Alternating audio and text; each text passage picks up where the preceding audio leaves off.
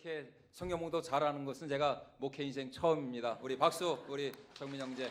네, 할렐루야. 네, 오늘은 연합 예배이기 때문에 또 우리 아까 제가 알기로는 우리 수진이 가연이 맞죠? 네, 수진이 가연이 맞죠?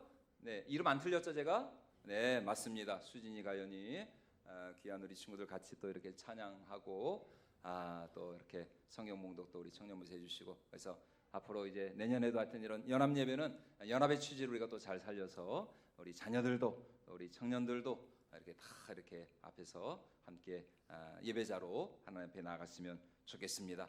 자, 우리 다시 한번 옆에 분들과 함께 이렇게 인사하시죠. 메리 크리스마스. 네, 아기 예수님 이 땅에 오셨습니다. 예, 저 4층에도 메리 크리스마스시고, 특별히 오늘 처음 오신 분들 계시다면, 제가 알기로는 아마 우리 김용경 원사님 어머니께서 오신 걸로 알고 있는데, 처음 오신 분들은 절대로 그냥 가지 마시고 교회에서 특별하게 성탄 선물을 준비했습니다. 오늘 처음 오신 분들 꼭 2층 그 새가족실에서 꼭 저를 만나고 가주시면 감사하겠습니다. 자, 우리가 성경에서 이 성탄절과 관련해서 가장 먼저 생각나는 본문을 꼽으라면은 이게 아무래도 이제 시간 순서가 좀 될 것 같은데, 누가복음에 기록된, 이제 어제도 우리가 새벽 예배 때 살펴본 것처럼 누가복음에 기록된 이 마리아에게 임한 가브리엘 천사의 수태고지에 관한 말씀을 꼽을 수가 있습니다. 목수 요셉과 정혼한 후에 이 결혼을 준비하던 마리아에게 어느 날 천사 가브리엘이 찾아와, 성령이 너에게 임하시고 지극히 높으신 이의 능력이 너를 덮으시리니 이러므로 나실 바 거룩한 자는 하나님의 아들이라 일컬음을 받으리라, 이렇게 말씀하면서 그 이름을 예수라 하라, 이렇게 가브리엘 천사가 마리아에게 예언합니다. 마리아는 너무나 놀라고 당황스럽고, 왜냐하면 자기는 아직 처녀거든요. 남자를 모르거든요. 너무 두렵고 떨렸지만 곧바로 주의 계집종이오니 말씀대로 내게 이루어지이다, 이렇게 순정하며 하나님 앞에 나아갑니다. 이러한 순정의 모습은 그의 남편이었던 요셉도 마찬가지. 그래서 마리아의 임신 소식을 듣고 난 후 너무나도 놀라고 당황하였던 이 요셉은 이 일을 드러내지 아니하고 가만히 아무도 모르게 마리아와의 파혼을 결심하게 됩니다. 그런데 얼마 후 꿈속에서 마리아는 결코 부정한 여자가 아니고 그녀에게 잉태된 아기는 장차 자기 백성을 그들의 모든 죄와 사망에서 구원할 하나님의 아들이다 라고 말씀하는 이 천사의 음성을 듣게 됩니다. 이 요셉은 그 말씀에 순종하여 마리아를 데려왔고 아들을 낳기까지 동침하지 아니하였고, 아들을 낳은 후에 그 천사로부터 들은 그 말씀대로 그 아기의 이름을 예수라고 이렇게 지었던 것이죠. 이것이 성탄절과 관련해서 우리가 가장 먼저 떠오르는 첫 번째 장면이에요. 그러면 두 번째 장면은 무엇인가? 그것은 바로 찬송가로 더 많이 우리에게 불려지고 익숙한 저들밖에 한밤중에 양치던 목자들에게 천군 천사가 나타나 아기 예수의 탄생을 그들에게 선포한 그 기쁨의 좋은 소식입니다. 어느 날 베들레헴 근처 한들에서 양떼를 치며 지키고 있던 이 밤을 새던 목자들에게 호련히 하나님의 영광의 빛이 그들을 두르면서 오늘날 다윗의 동네에 너희를 위하여 구주가 나셨으니 곧 그리스도 주시니라 라고 하는 이 천군 천사의 음성을 듣게 되었죠. 그리고 이와 동시에 어떤 천군 천사의 소리가 있었습니까? 지극히 높은 곳에서는 하나님께 영광이요, 땅에서는 하나님이 기뻐하신 사람들 중에 평화로다, 이런 천군 천사의 찬양 소리가 울려 퍼졌어요. 목자들은 그 즉시로 베들레헴 성 안으로 달려가서 아마 구유라는 구유, 마국간이라고 하는 마국간은 이제 다 뒤졌겠죠. 근데 뭐 베들레헴이라고 하는 그 마을 자체가 그렇게 큰 마을이 아니었기 때문에 마국간이 그렇게 많지는 않았을 거예요. 그래서 그 마국간 말구 위에 누이신 아기 예수님을 보고 기뻐하면서 자신들이 받았던 천사의 메시지를 요셉과 마리아에게 전해 주었습니다. 이게 이제 성탄절과 관련된 대표적인 두 번째 장면입니다. 그러면 마지막 이 성탄절 크리스마스와 관련된 마지막 세 번째 장면이 무엇이냐? 바로 오늘 우리가 읽은 본문 말씀입니다. 동방박사들의 경배와 찬양이죠. 그런데 사실 우리는 지금까지 이 동방박사들이 말 구유 위에 누이신 아기 예수님께 경배하면서 그들이 가져온 보배의 합을 열어서 그 말구유 위에 누이신 아기 예수님을 예배했다, 경배했다, 이렇게 알고 있어요. 여러분, 그 이유가 뭘까요? 예, 뭐 지금까지 우리가 접한 대부분의 성화나 대부분의 이런 뭐 영화나 이런 것들이 다 그렇게 묘사를 하고 있거든요. 그런데 사실 그렇지 않습니다. 동방박사들이 예수님을 찾아온 때는 예수님께서 태어나신 후 최소 6개월에서 1년 후에 이 동방박사들이 찾아와서 아기 예수님을 경배하는 거예요. 그럼 이들이 어떻게 그 머나먼 이방의 땅에서, 그 바벨론에서부터 말이죠, 예수님의 탄생 소식을 듣고는 이 베들레헴으로 찾아왔을까? 그들은 바로 오늘 우리가 읽은 본문 말씀 같이 한 별의 인도함을 받아서 아기 예수님을 찾아 뵐 수가 있었다는 것입니다. 우리 오늘 읽었던 본문 1절로 3절까지 말씀 우리 다시 한번 같이 읽어보도록 하겠습니다. 헤로드 왕 때에 예수께서 유대 베들레헴에서 나심에 동방으로부터 박사들이 예루살렘에 이르러 말하되 유대인의 왕으로 나신 이가 어디 계시냐?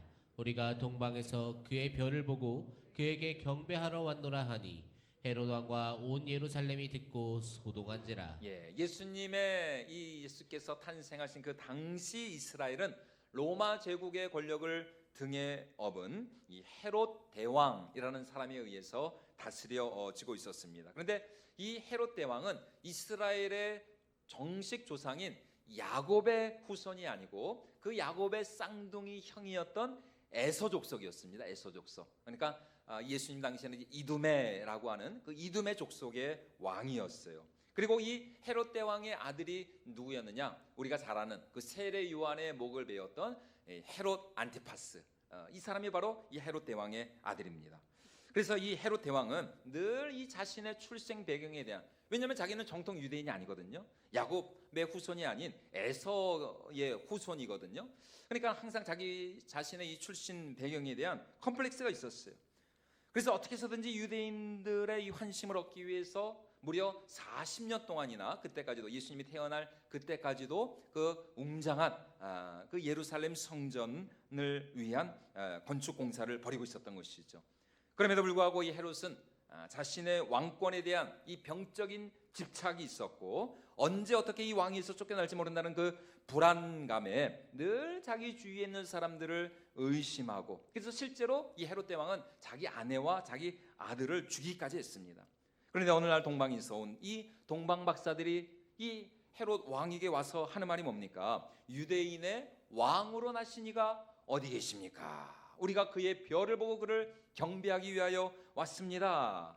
이 말에 그야말로 이 헤롯과 온 예루살렘 성읍이 발칵 뒤집힌 거예요. 발칵 뒤집혔어요.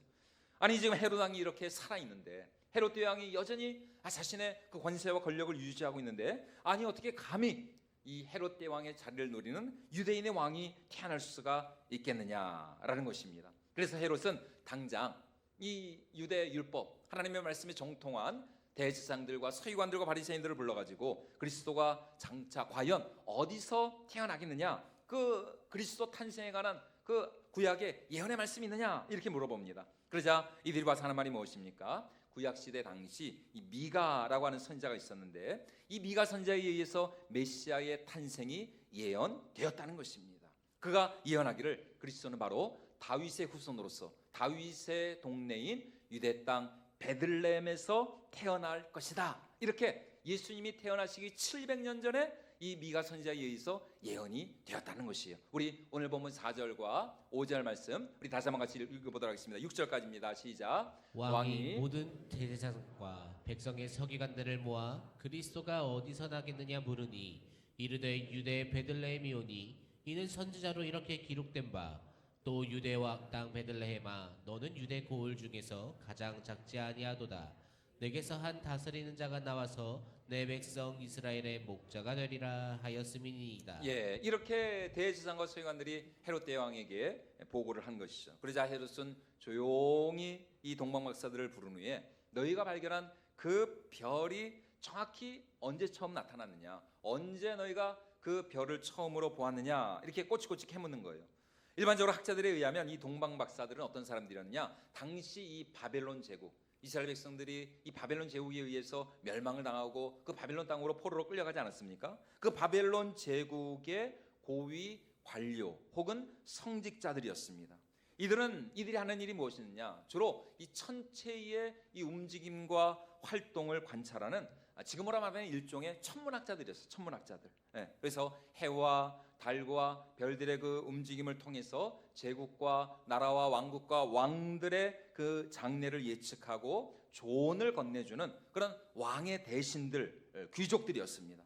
그래서 이들이 뭐 성경에는 자세히 기록이 되어 있지 않지만 이들이 동방에서부터 베들레헴으로 이스라엘 예루살렘으로 왔을 때 우리는 뭐 그냥 동방박사들만 왔다라고 그렇게 생각을 하잖아요. 근데 동방박사들만 온 것이 아니라 적어도 수십 명, 뭐 많게는 수백 명의 이 수행단, 사절단을 거느리고 자신들을 호위하는 이 호위병들을 대동하고 유대인의 왕으로 나신 그 아기에게 예물을 드리기 위하여서 지금 바벨론 제국에서 파견된 일종의 사절단들이었다는 거예요. 사절단. 예, 왕께 경배를 드린 왕을 대신하여서 이스라엘의 유대인의 왕으로 나신 이를 경배하기 위하여서 온 그 사절단. 그런데 바벨론에서 이스라엘까지 거리가 얼마냐? 보통 뭐 바벨론 제국이 이제 이라크나 이란이나 바그다드 이제 그쪽 아닙니까? 거기서부터 이스라엘까지 여러분 1000km가 넘거든요. 1000km. 그러니 그 많은 인원들, 뭐 수십 명에서 많게는 수백 명 정도 되는 그 많은 인원들이 그 옛날 2000년 전에 뭐 하루에 한 뭐 30-40km 정도씩 이동을 했다 이렇게 생각을 해도 그들이 예루살렘에 오기까지는 최소 석 달에서 많게는 한 6달 정도 이렇게 걸렸을 것이다 우리가 생각을 해볼 수 있습니다. 다시 말해 이들이 예루살렘에 왔을 때 이미 우리 예수님이 탄생하신 지 몇 달이 흐른 후였어요. 그래서 어떤 학자들은 이때가 아마도 우리 예수님의 돌 전후가 아니었을까, 우리 예수님이 탄생하시고 한 1년 정도 그렇게 전후가 아니었을까 이렇게 말하는 학자들도 있습니다. 어쨌든 마국간 구유에 태어나신 아기 예수님은 이 동방박사들의 경배를 받으시기까지 일정 기간 동안 이 베들레헴 마을에 머무셨다라는 것입니다. 그런데 우리 예수님께서 베들레헴에서 나셨다는 이 사실을 알게 된 헤롯이가 박사들에게 다시 조용히 그들에게 하는 말이 뭐예요?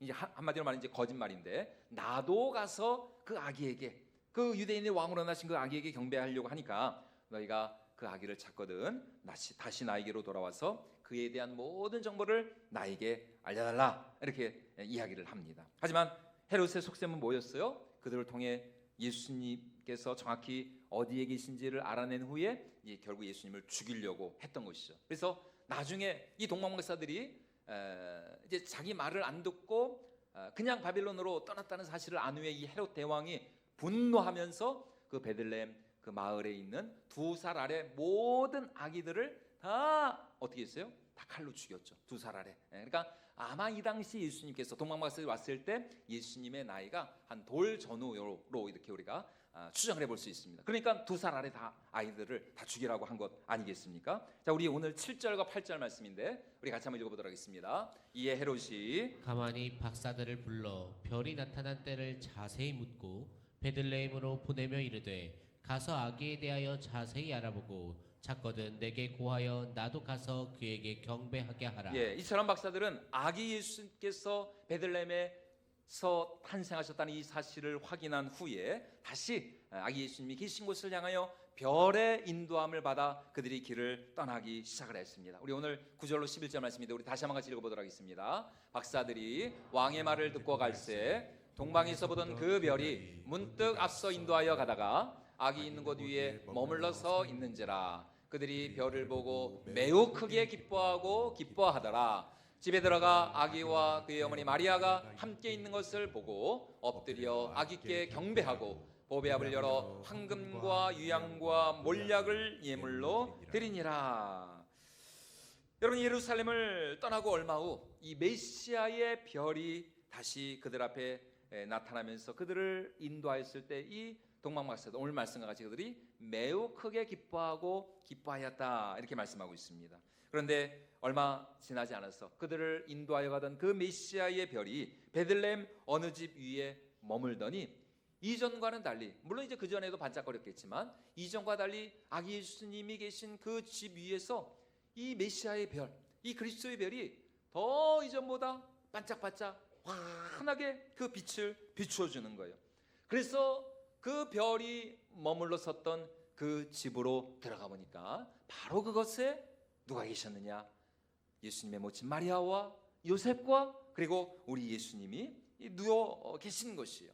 물론 이들이 처음 예수님과 또 그들의 부모님들의 모습을 보았을 때 이들도 처음엔 아마 크게 실망했을지 모르겠습니다. 왜냐하면 이 아기의 부모는 왕족도 아니었고 뭐 귀족도 아니었고 그렇다고 뭐 있는 집 사람들 같지도 않았어요. 하지만 마리아의 품에 안겨 있는 그 아기 예수의 태어나신 때를 그들이 물어보았을 때 바로 그 별이 자신들이 그 동방에서 보았던 그 별이 나타난 그 시점과 정확하게 똑같은 날 똑같은 시간에 우리 아기 예수님이 탄생하셨던 것이죠. 여러분 그 순간 이 동방 박사들이 정말 그 별의 인도함을 따라서 이곳까지 올 때까지 얼마나 그들이 기대하고 사모하고 그런데 마침내 그 아기 예수님 메시아로 이스라엘의 유대인의 왕으로 오신 그 아기 예수님을 그들이 만나고 그들이 그 아기 예수님의 그 모습을 보았을 때 얼마나 기뻐하고 참 감사하고 감격했겠는가. 그래서 그들은 마침내 자신들이 가져온 보배합을 열어서 황금과 유향과 몰약을 아기 예수님께 드리며 엎드려 경배합니다. 황금이라고 하는 것이 무엇입니까? 보통 황금이라고 하는 것은 새로 나신 왕의 위엄과 권세 그리고 그 왕이 다스리는 그 나라의 권세와 그리고 부귀 번영을 의미합니다. 유황은 무엇이냐? 유황이라고 하는 것은 이 왕의 존귀함과 거룩함을 의미하는 것이고 그리고 몰약은 이 나라가 영원 무궁토록 변하지 아니하고 날마다 부흥하고 날마다 성장하게 될 것이다. 이것이 바로 몰약의 그 뜻에 담겨 있는 의미입니다. 아마도 이 예물은 요셉과 마리아가 헤롯 대왕의 그 눈을 피하여서 애굽으로 피신을 하지 않습니까? 그래서 그 애굽에 있는 동안 아마 이 황금과 유향과 몰약이 아기 예수님의 이 성장과 또 양육을 위하여서 아마 귀하게 쓰여졌을 것이에요. 자, 그렇다면 이제 여기서 우리가 물어야 할 질문은 바로 이것입니다. 그것은 바로 이 동방 박사들은 어떻게 이 별이 그들이 동방에서 보았던 그 별이 메시아의 별, 그리스도의 별임을 알게 되었을까? 아니 여러분 저 밤하늘에 별이 하나만 있는 게 아니잖아요. 뭐 안드로메다도 있고 북극성도 있고 북두칠성도 있고 얼마나 많은 별들이 있습니까? 그런데 어떻게 그들이 본 그 별이 메시아의 별인지를 알았겠는가? 그것은 바로 이들이 메시아의 별이 이제 조만간 나타나게 될 것이라는 그 예언의 말씀을 그들이 알았기 때문입니다. 예수님이 태어나시기 약 1000년 전, 1300년 전입니다. 1300년 전 출애굽한 이스라엘이 가나안 땅에 들어가기 직전에 이 모압 지경을 지나려 했을 때 이 모압 왕 발락이라고 하는 사람이 자신들의 그 영토를 통과하려고 하는 이스라엘을 저주하기 위하여서 이 발람이라고 하는 그 당시 모압에서 아주 유명했던 이 발람이라고 하는 선지자를 데려옵니다. 그런데 하나님의 성령께서 이 발람 선지자에게 강권적으로 역사하셨을 때 어떤 일이 일어났느냐? 사실 이 발람 선지자는 이스라엘을 저주하기 위하여서 이렇게 데려온 것이거든요. 그런데 이스라엘을 저주하러 왔던 이 선지자가 오히려 이스라엘 향하여서 아주 놀라운 축복의 예언을 쏟아내고 있습니다. 그리고 그 예언 중에 하나가 무엇이었느냐? 장차 이 이스라엘에 한 별이 떠오르게 될 텐데 이 이스라엘 민족 가운데 떠오르는 그 한 별이 온 천지 만물과 온 열방과 나라를 다스리고 통치하게 될 것이다. 이것이 바로 민수기의 말씀에 기록된 이 메시아의 별에 관한 예언의 말씀입니다. 우리 민수기 24장 우리 17절 말씀 우리 같이 한번 읽어보도록 하겠습니다. 시작. 내가 그를 보아도 이때의 일이 아니며 내가 그를 바라보아도 가까운 일이 아니로다. 한 별이 야곱에게서 나오며 한 귀가 이스라엘에게서 일어나고 모압을 이쪽에서 저쪽까지 쳐서 무찌르고 또 셋의 자식들을 다 멸하리로다. 야곱에게서 한 별이 나온다. 바로 저 말씀입니다. 한 별이 야곱에게서 나오고 그 별이 장차 온 열방을 다스리고 통치하고 그리고 온 땅 가운데 하나님의 공의와 정의를 이루게 될 것입니다. 이것이 바로 메시아의 별에 관한 구약의 예언이었어요. 이것이 예수님이 태어나기 무려 1300년 전의 예언의 말씀이었습니다. 아마도 동방 박사들은 기원전 586년에 이스라엘이 바벨론 제국에 의해서 멸망을 당하지 않습니까? 그때 바벨론 땅에 포로로 끌려간 유대인의 후손 가운데 누군가로부터 이 민수기에 기록되어져 있는 메시아의 별에 관한 예언의 말씀을 알았던 것 같아요. 왜냐하면 아까도 말씀드렸던 것처럼 이 사람들은 지금으로 치면 어떤 사람들이었다고요? 예, 어떤 학자들? 예, 천문학자들. 그러니까 이 별에 관한 모든 정보를 이 사람들은 다 알아야 됐거든요. 예, 그러니까 이 사람들은 자다가도 별 얘기만 하면은 그냥 막 별별 얘기를 다 하는 이 사람들, 한마디로 말해서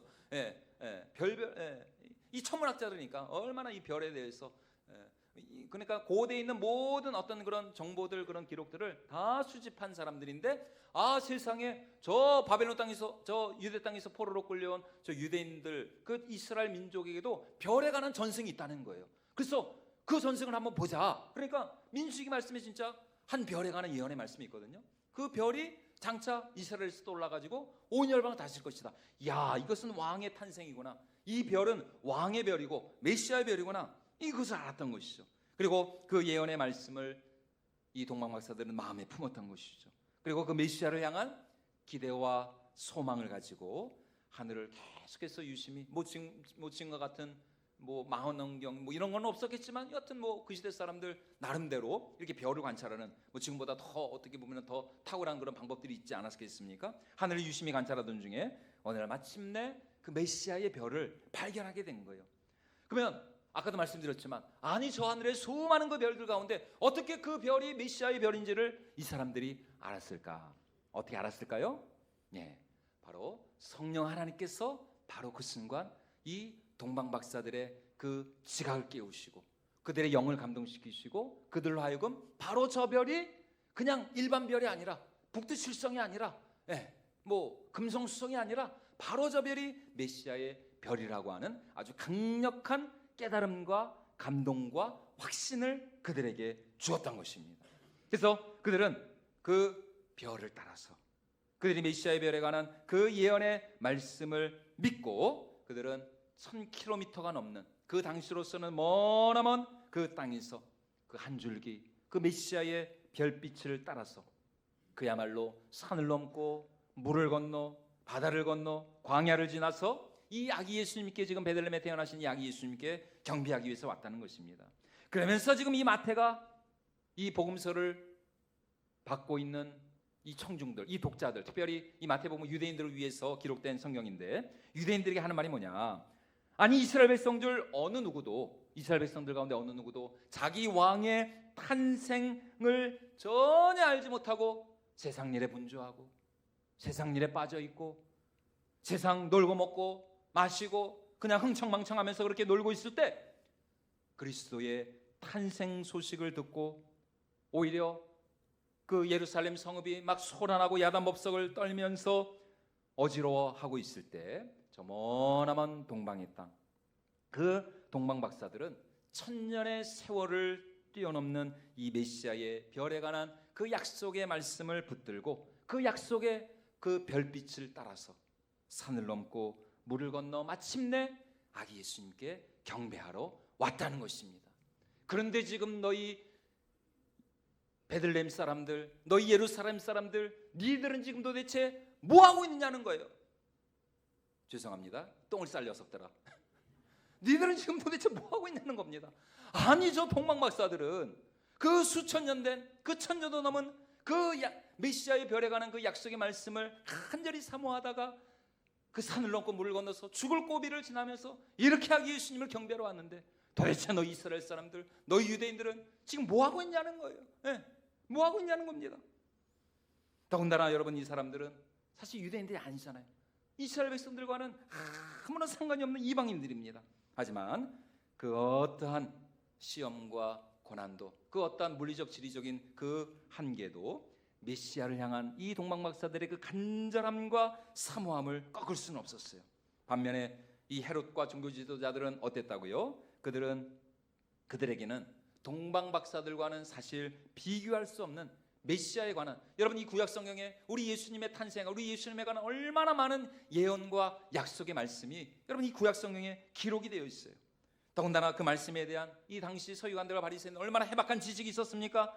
게다가 아기 예수님은 그들과 똑같은 누구로 태어나셨어요? 유대인으로 태어나셨어요. 예. 이 동방박사들은 최소 3개월 넘게 6개월 넘게 그렇게 왔지만 여러분 예루살렘 이 유대 사람들은 그냥 뭐 반나절만 가면은 얼마든지 예수님을 만날 수가 있는 거예요. 그들 곁에서 태어나셨어요. 하지만 그들 중 누구도 우리 아기 예수님을 찾지 않았습니다. 예수님의 탄생에는 아무런 관심이 없었어요. 그분께 경배하지도 않았고 보배합을 열어서 그분께 예물을 드리지도 않았고 오히려 소동하고 떠들고 난리법석을 떨면서 말이죠. 당황하고 두려워하고 이 헤롯 대왕은 아기 예수님을 죽이려고 하고 세상 일에 빠져가지고 그냥 모든 사람들이 정신을 팔리고 있을 때 이 동방박사들은 깨어서 이들은 성령의 그 충만한 그 감동과 영감을 받아서 아기 예수님을 경배하러 왔다는 것입니다. 여러분 그렇다면 누가 진짜 하나님의 백성입니까? 여러분 누가 진짜 메시아의 백성이에요? 오늘 동방박사들과 같이 하나님의 말씀을 사모하고 또 그 말씀에 자기 인생을 걸고 아무리 희미한 별빛과 같은 아무리 오래된 별빛과 같은 그런 말씀이라도 여러분 이 성경에 기록된 이 모든 말씀이 2000년 전 3000년 전의 말씀이 아닙니까? 그럼에도 불구하고 이 말씀이 하나님의 말씀임을 알고 이 말씀이 반드시 이 세상 역사 가운데 내 삶 가운데 이루어지고 성취될 것을 믿음으로 확신하고 이 말씀에 자기 인생을 거는 사람, 자기 생명을 거는 사람, 여러분 그 사람이 바로 메시아의 백성이고 바로 그 사람이 오늘 이 시대의 하나님 나라 백성이라는 것이에요. 여러분 다시 말해 하나님의 말씀을 사모하고 그 말씀을 듣고자 하고 그 음성을 듣고자 하는 사람, 그리고 그 말씀에 순종하고자 하는 사람, 아무리 힘들고 어려워도 하나님의 말씀이라면 그 말씀에 노가 아닌 언제나 예스로 아멘으로 화답할 줄 아는 사람, 그 사람이 진짜 하나님의 백성이고 하나님의 양이고 하나님의 자녀라는 것입니다. 여러분 그래서 요한복음 10장 27절에서 사도 요한이 이렇게 예수님 말씀을 기록하고 있죠. 우리 요한복음 10장 27절 말씀 우리 같이 한번 읽어보도록 하겠습니다. 내 양은 내 음성을 들으며 나는 그들을 알며 그들은 나를 따르느니라. 예, 하나님의 양은 누구의 음성을? 내 음성을 듣는다. 내 양은 내 음성을 듣는다. 여러분 지금 하나님의 음성을 듣고 계십니까? 여러분 지금 하나님의 말씀에 순종하고 있습니까? 하나님께서 여러분들에게 무엇을 말씀하실 때 여러분은 그 말씀에 아멘으로 순종하고 계십니까? 내 양은 내 음성을 듣는다 그랬어요. 스가랴 선지자 역시 이렇게 말씀하고 있습니다. 우리 스가랴 10장 8절 말씀도 같이 한번 읽어보도록 하겠습니다. 내가 그들을 향하여 휘파람을 불어 그들을 모을 것은 내가 그들을 구속하였음이라. 그들이 전에 번성하던 것 같이 번성하리라. 예, 내가 그들을 향하여 휘파람을 불 때에 그들이 나에게로 모여들 것이다. 한마디로 목자의 음성을 듣고 따라가는 자들, 목자의 휘파람 소리를 듣고 그 소리가 어디에서 나든지 그 소리가 들리는 곳으로 따라가는 자들, 그들이 바로 나의 양, 나의 백성, 나의 자녀라는 것입니다. 그러므로 이제 하나님 나라 백성은 더 이상 유대인들만의 독점이 될 수가 없는 것입니다. 이제 하나님 나라 백성 더 이상 어떤 지리적이거나 혈통적이거나 인간적이거나 민족적인 개념이 아니라 누가 진짜 하나님 나라 백성이냐? 바로 하나님의 말씀에 아멘으로 화답할 수 있는 사람, 그 말씀에 언제나 순종하고 그 말씀을 믿고 그 말씀에 내 인생을 내 삶을 걸 수 있는 사람, 하나님 말씀에 적극적으로 반응하는 사람, 그 사람이 바로 이 시대의 진정한 하나님 나라 백성이라는 것입니다. 여러분 지금 우리는 너무나 혼란하고 또 어지럽고 소란스러운 그런 시대를 우리가 살아가고 있잖아요. 여러분 올 한 해 여러분의 삶 가운데 얼마나 많은 일들이 있었습니까? 여러분 그 일들이 일어날 줄 여러분 아셨어요? 몰랐어요? 네, 아시는 분들은 안 됩니다. 몰랐죠 우리는. 여러분 절대로 우리는 주술이나 무당이나 여러분 그런 건 정말 하나님이 미워하십니다. 여러분 절대로 이게 연말이 되면은 아니 세상에 교회 다니는 분들도 그렇게 뭐 점을 보러 다니고 그런다고 실제로 그렇대요. 실제로 여러분 정말 부탁드립니다. 절대로 그런 데는 얼씬도 하지 마시고 하나님이 싫어하시거든요. 하나님이 이제 처음에 들 때는 혹하죠. 막 이렇게 막 달콤하게. 근데 절대로 그런 무당, 미신, 주술 이거는 그 끝은 멸망이고 사망이고 마치 도살장에 끌려가는 소와 같은 그런 신세가 될 수밖에 없어요. 여러분 절대로 그런 데는 기웃도 하지 마시고 다음 주 송구영신 예배 때 여러분 약속의 말씀을 받으시러 오시기 바랍니다. 절대로 하여튼 그쪽으로 가지 마시기 바랍니다. 여러분 너무나도 우리는 참 혼란하고 어지러운 시대를 살아오고 있습니다. 우리 사회를 봐도 우리 나라를 봐도 말이죠. 세상 어디를 보아도 우리에게 참된 평안과 또 위로와 안식을 주는 곳이 없어요. 하지만 이 혼란한 어둠의 시대에도 진리와 생명의 빛을 비추어 주시고 또 그 손에 7 별을 붙들고 계신 우리 주님의 음성, 그분의 말씀을 우리가 들어야 한다는 것입니다. 그리고 그 음성에 우리가 날마다 믿음으로 반응할 수 있어야 된다는 것이에요. 여러분 그 음성에 하시는 말씀이 무엇입니까? 역사를 주관하시는 분은 여호와 하나님이시라는 것입니다. 모든 인생의 생사화복이 여호와 하나님의 손에 달려있다는 것이에요. 왕의 마음이 여호와의 손에 있음이 마치 보의 물과 같아서 그가 임의로 주관하시느니라. 세상 권력자들의 그 모든 그 마음과 생각도 다 하나님의 손 안에 있다는 것입니다. 그러므로 세상을 두려워하지 말라는 것입니다.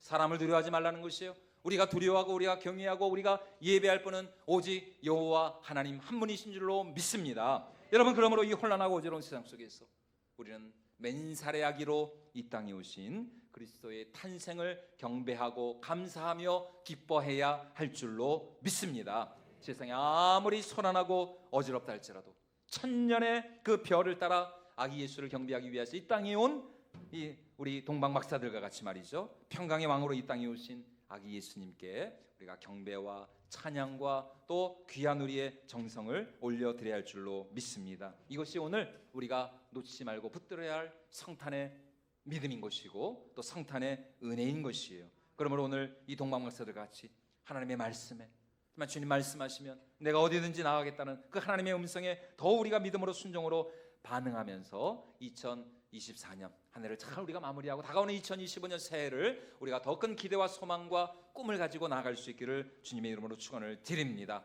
그래요 오늘 우리의 삶이 차마 이 어둡고 캄캄한 이 세상을 밝히는 저 밤하늘의 별과 같이 오늘 우리의 삶이 예수님을 우리 마음에 품고 또 예수님을 향한 그 사랑과 믿음을 우리 마음에 품은 우리 심령 가운데 날마다 이 성탄의 빛이 이 구원의 빛이 우리를 통해서 우리 가정과 우리 일터와 직장과 이 사회 가운데 더 널리 밝히 비춰질 수 있기를 주님의 이름으로 축원을 드립니다.